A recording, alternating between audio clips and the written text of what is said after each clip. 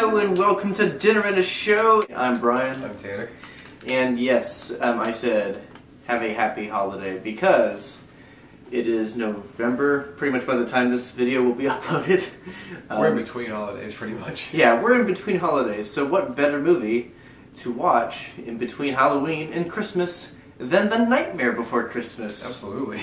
Directed by Henry Selick, which nobody gives him credit for this movie. It's always Tim Burton. Yeah, Tim Burton came up with the story and the characters, and he was a producer. He wanted to direct, but he was too busy with Batman Returns and pre-production for Frank Wood. He didn't quite have the time. I think he was only on set for like 8 or 10 days. Yeah, he wrote the poem. But he stands by Henry Selick was the director.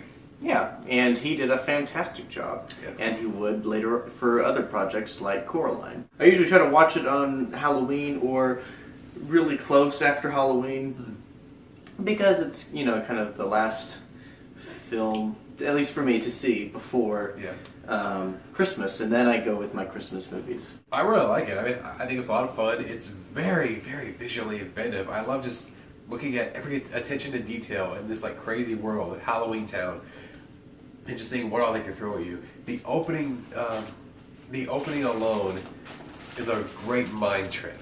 You're looking for every possible little thing that they possibly could have thrown in. There's like everything: witches, vampires, ghosts, zombies, just pretty much everything. I love watching it. For dinner, you have a Hershey's chocolate bar, not a sponsor, No and chocolate. it's king size, pumpkin king size. Absolutely, and I have what's left of a taco from Taco Bueno. I think mine is falling apart from being heated up too fast. I'm in that Halloween spirit.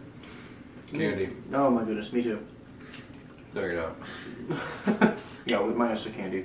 But, I love the visuals. I love stop motion. It's a wonderful animation genre that is underappreciated. Especially, with this year, Kubo and the Two Strings was that stop motion film that was released. Terrific reviews. Very good. Not enough love at the box office, which is a shame. But I think it's gained some traction. But nonetheless, this film was stop motion, but somehow this one was received very well at the box office. I think it's because it was so strange and people didn't know what to make of it at first. And since then, it just became like this big classic. Like everyone had to see it, everyone had to love it. They had to show their friends this, and now it's a monster. There's like merchandise for it everywhere. The songs are very good. Not all of them are especially memorable. Not all of them are like as good as the others. I think they're only like I'd say 4 or 5 that really stuck out. But out of like 9 or 10 songs, I didn't count how many songs there were. That's a pretty good number.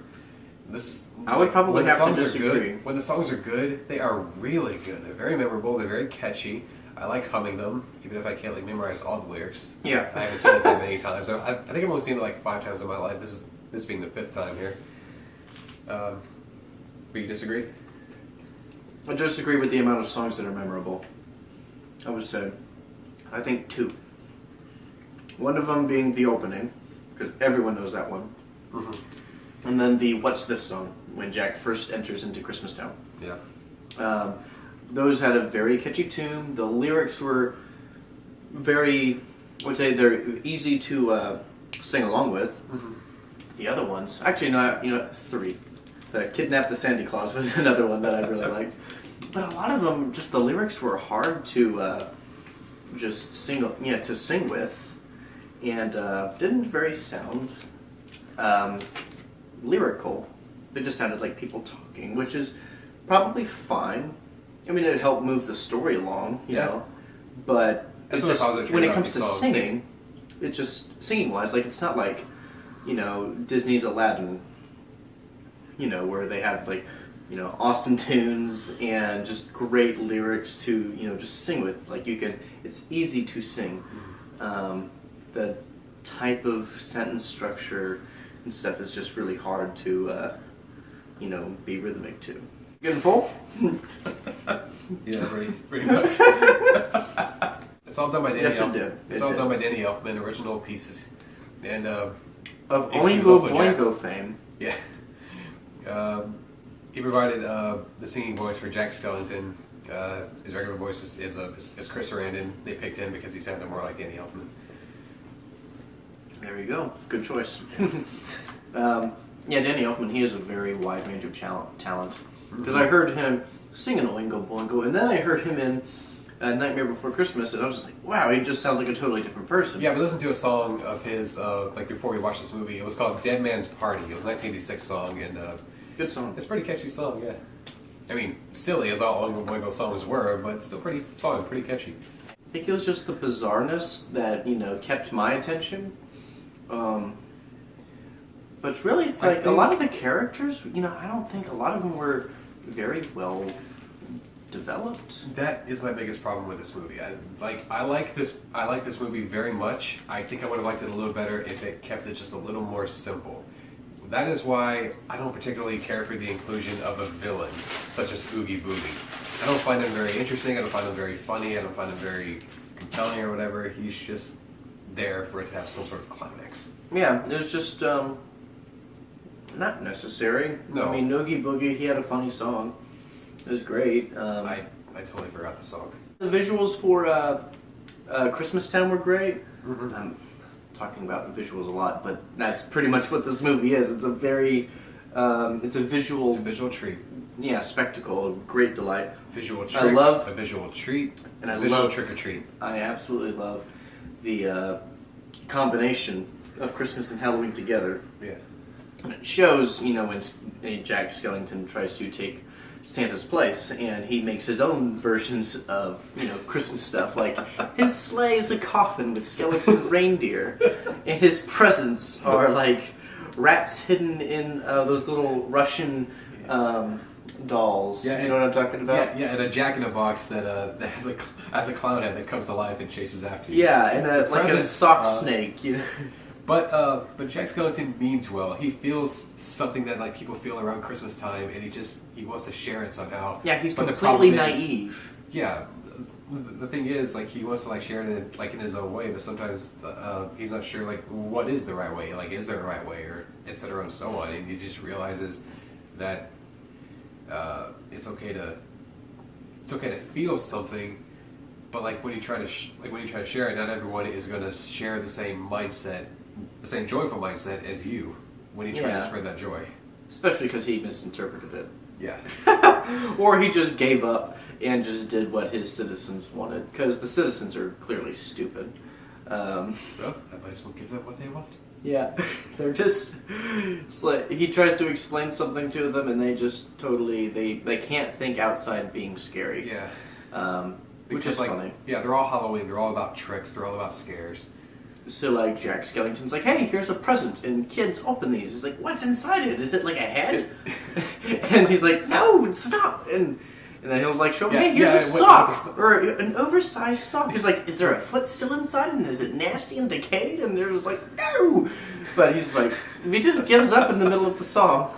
And he's like, then he give them what they want. Yeah, and then he talks about this dreaded beast figure, Santa Claus. Yeah, it's like he just does it to just get the support of the town because he's not winning them over, apparently. But then I think he starts to believe that. He just starts to think, yeah, this is what Christmas needs, or. Yeah. Something like that. And then, of course, he's devastated when he finds out that that's not what Christmas Town wants. They want their nice, wonderful, normal presents, and they want their Santa Claus back. Sally's the only one that makes sense. I don't want to say like that she's the one who makes Jack have this revelation that he should just make the best of what he has already.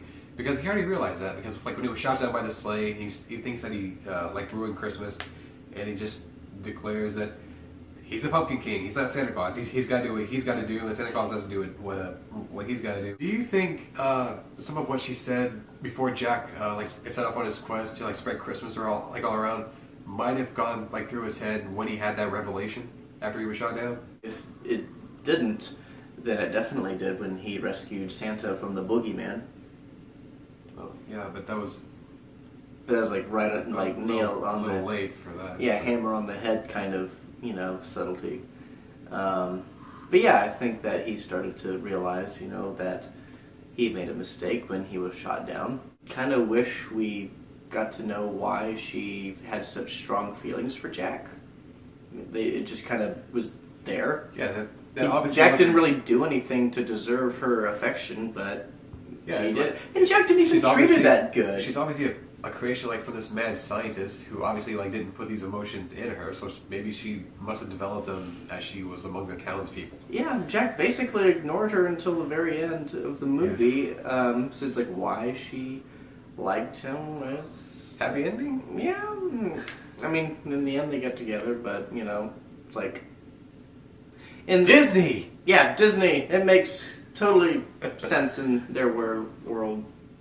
Jack, I guess, realizes you were trying to help me. You know what? And I do have feelings for you.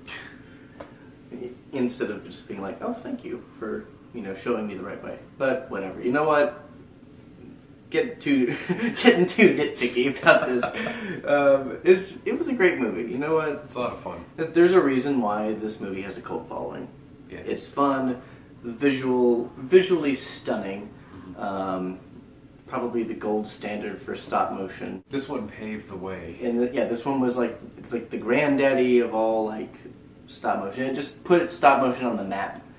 And I'm glad that it still has an audience. Yeah. We're staring at the DVD menu. Yeah, sorry. If you see us looking over here, he has his TV over there. It's got everything. We're just looking at the nice. We're looking at the cool DVD menu. It has everything in it. So it's really cool. I'll give this movie. I did review this before years ago.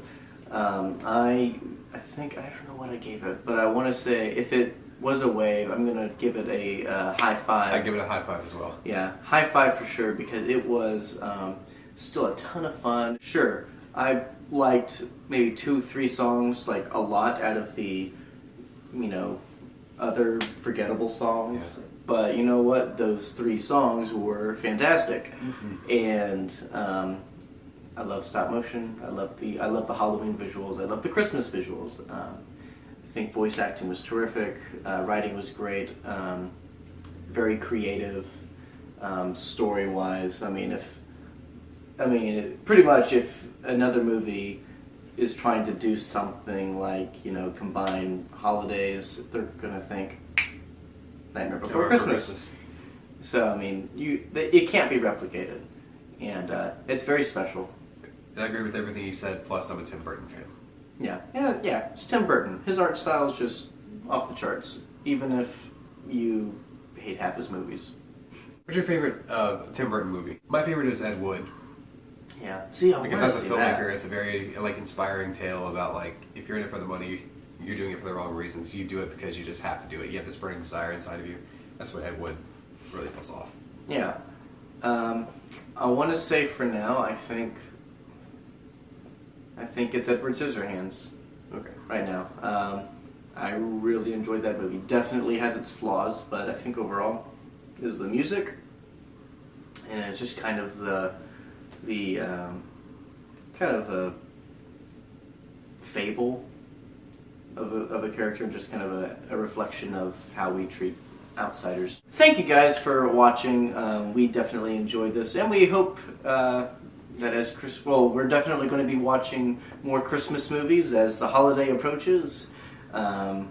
It's gonna be very exciting, especially Die Hard, because that's a Christmas movie. Yeah, dang it! Yippee-ki-yay! Oh my gosh! So. Trail signs. Woo! Be sure to comment, like, subscribe, share with your friends. I'm Brian. I'm Tanner. And we will see you at the movies.